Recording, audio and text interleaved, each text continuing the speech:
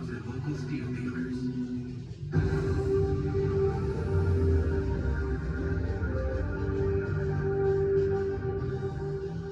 There's an ancient book called Herrick Shirah, the chapter of song, wherein which is revealed that everything in nature has its own vibration, which means it has its own consciousness. We call that mechanical resonance. Everything is alive. And that comes back to the universe itself as this mishmash of vibrations, and it's singing a song, so to speak. And if we learn how to interpret and or manipulate the song, then we can interpret and or manipulate the universe. And it's all harmonics. It's all harmonics. So we've got to go back to Pythagoras with his music of the spheres concept, because he comes up with the idea of the musical scale and the musical ratios.